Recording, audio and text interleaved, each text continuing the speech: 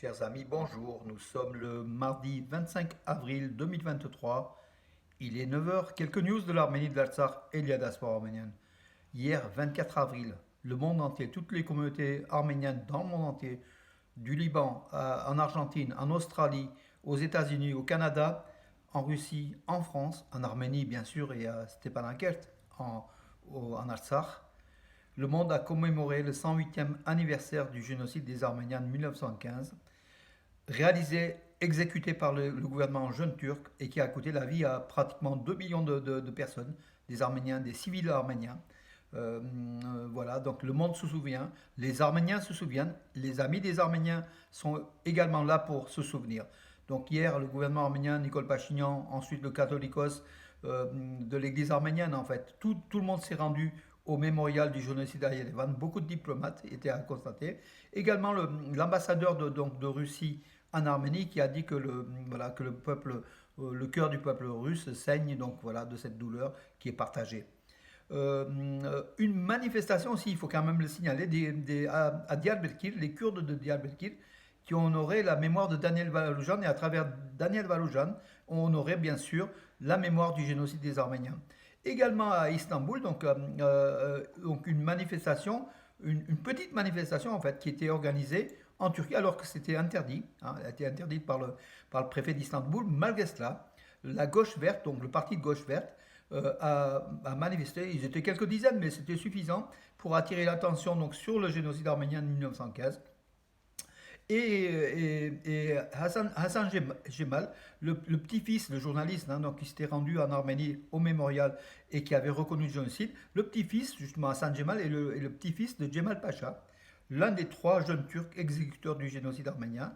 Donc voilà, il a fait un discours, et il a dit qu'il se souvient des paroles de Hrant Dink, il était proche de cette cause et que le génocide, bien sûr, il faut reconnaître. La douleur de mon bien-aimé Hrant Dink m'a amené ici, voilà, donc un beau discours de cet intellectuel turc qui, contre vents et marées, quand même, défend la reconnaissance du génocide des Arméniens. Ils sont plusieurs, comme Cengiz Aktar aussi, hein, donc en Turquie aujourd'hui, à défendre à la reconnaissance, l'idée de la reconnaissance du génocide des Arméniens.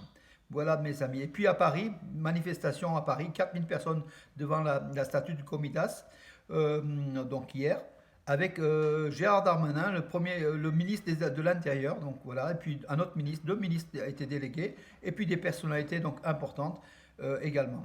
Bien sûr aussi à Lyon, Marseille, partout, les Arméniens ont manifesté. À Valence, il y a eu aussi donc au Parc Chouvet donc la cérémonie républicaine en présence de la vice-préfète, la préfète n'étant pas là, on ne sait pas pourquoi, mais en tout cas, euh, la préfète aurait dû honorer quand même ce 108e anniversaire du génocide, la journée nationale du génocide arménien qui est décrétée par la République. Elle aurait dû être présente, elle n'était pas là. Mais en tout cas, donc, il y a eu quand même donc, des beaux gerbes, dont celle du C24, le comité du 24 avril, au nom de la communauté arménienne que j'ai eu l'honneur donc, de déposer avec Khosrow Iliozer, membre du bureau. Voilà, et puis après, donc surtout, le rassemblement donc, au Champ de Mars, avec des discours donc, de la jeunesse arménienne et puis de la FRA. Très très beau discours. Et puis marche donc à travers la ville, où il y avait à peu près 1200 personnes qui ont défilé à travers la ville. Par contre, de façon silencieuse. Donc voilà, il n'y avait pas trop cette année, il n'y avait pas la jeunesse a préféré, comment dirais-je, avec des drapeaux, défiler normalement en fait. Hein, voilà. Et rassemblement devant le mémorial du génocide des Arméniens, donc œuvre de Tauros, place Jean-Manouk Stépanian, où au total, en fait, il y avait entre 1400 et 1500 personnes. C'était quand même, c'est très très important ce nombre-là, et pratiquement le double de l'an dernier, avec des discours aussi, bien sûr, donc les discours qui ont suivi. Le Batveli, donc Agop Goujikian, ensuite donc, au nom de la communauté arménienne, Chris Nadar, donc le sénateur de la Drôme, après donc dont j'ai oublié le nom, mais le sénateur de la Drôme est connu, il fait partie du groupe d'amitié France-Arménie. Je vais vous le donner en détail si vous voulez, donc c'est quand même important, c'est que ces personnes viennent et prennent part, justement, apportent leur soutien aux Arméniens. Voilà, donc sénateur, c'était Bernard Buis, oui. Après, donc la présidente du conseil départemental de la Drôme, Marie-Pierre Mouton. Nicolas d'Aragon, maire de Valence, en plus vice-président de la région Auvergne-Rhône-Alpes. Et puis après, qui a fait un très très beau discours. Hein. Nicolas d'Aragon connaît l'Arménie, il y a été de nombreuses fois, connaît la cause arménienne, connaît le droit des Arméniens, justement. Il a toujours défendu. euh, voilà, et puis sa ville est jumelée avec Ijevan. Et Valence réalise réellement un vrai travail donc, en Arménie, tout simplement. Hein, voilà. Et puis des pots de gerbe, prière. Et puis voilà, donc la cérémonie s'est terminée à Valence. En tout cas, beaucoup de monde.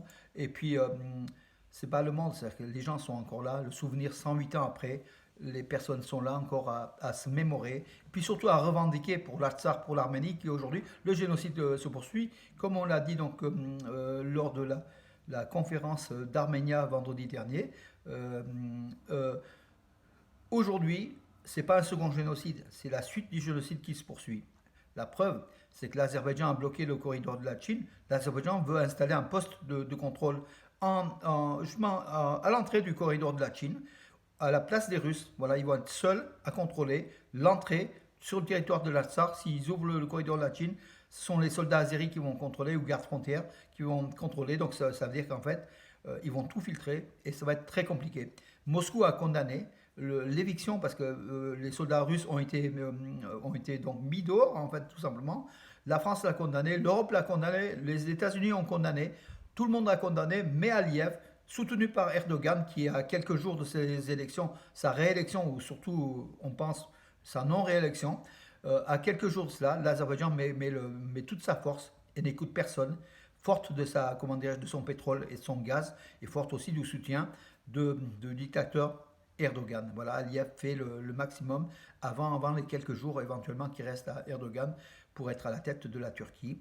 L'Azerbaïdjan qui a donc en plus qui veut installer un poste de contrôle azéri sur le pont de Hakkari, donc après le pont de Hakkari, sur l'entrée du corridor de la Chine. Hein. Voilà, donc c'est très compliqué. On est dans une situation très très tendue, très difficile. Voilà mes amis, écoutez, donc il y a eu aussi bien sûr quelques infos. Donc hier, l'actualité a tourné, donc je vais vous en donner quelques-unes si vous voulez bien. Mais c'est vrai que cette mobilisation cette année était plus importante, peut-être parce que l'Artsakh est placé dans un blocus de plus de 100, pratiquement 130 jours, depuis décembre, le 12 décembre. Et les Arméniens savent qu'effectivement il faut défendre, il faut défendre. Donc le Conseil de l'Europe a rendu hommage à la mémoire des victimes du génocide des Arméniens de 1915 par une minute de silence demandée par les députés européens de l'Arménie en fait. Hein, voilà, donc debout, donc il y a eu une minute de silence. Euh, c'est ce qu'il fallait, voilà. Euh, alors, en ce jour, nous pleurons avec le peuple arménien, affirme l'ambassadeur de Russie en Arménie hier à Dizerlagapet. Voilà, donc le blocus toujours pareil. Donc la Russie juge inacceptable le changement de l'Azerbaïdjan, du mode de fonctionnement du corridor de la Chine, l'Azerbaïdjan qui, comment dire, de la signature du 9 novembre 2020, donc après la guerre de 44 jours en Artsakh, fait tout le contraire de ce qu'elle a signé. Donc voilà, donc on ne respecte pas. Les Russes commencent à réagir, mais jusqu'à quel point ils réagiront? Parce qu'on sait que Poutine a des intérêts gaziers, la Russie a des intérêts gaziers, pétroliers, avec l'Azerbaïdjan, quitte à, comment dirais-je, brader les Arméniens de l'Artsakh. Les Arméniens de l'Artsakh qui ont fait une marche donc le 23 avril à Stepanakert, ils étaient plusieurs centaines à organiser donc, une marche au flambeau. Et ils sont toujours là, les Arméniens de l'Artsakh, debout à défendre leurs intérêts, leurs droits, et puis leur volonté de vivre en tant qu'Arméniens sur leur terre d'origine, la terre de l'Artsakh. Voilà mes amis, j'avais fait le tour de l'actualité. Il y a eu quelques autres, deux, trois informations que je vous donnerai peut-être plus tard, surtout demain mes amis. Voilà pour vous dire mes amis, toujours pareil, on lutte. Le peuple arménien a lutté depuis 8000 ans qu'il existe, il a toujours lutté pour sa survie. Ça a été une grande nation, notamment à l'époque de l'empire de Tigran le Grand, pratiquement 3 millions de kilomètres carrés, 6 fois la France.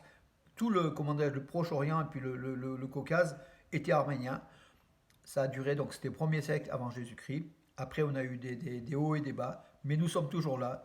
Des milliers d'années après, en tant qu'Arménien, on vous parle en tant qu'Arménien, le peuple existe, il est là, il a la volonté farouche de vivre et puis même de se développer, pas que de vivre, d'aller encore de l'avant pour l'Arménie, pour notre langue, pour notre culture, pour notre religion, pour toutes les valeurs qu'on véhicule, des valeurs occidentales, teintées d'Orient, nous sommes là, nous sommes un peuple qui apportons beaucoup à l'humanité.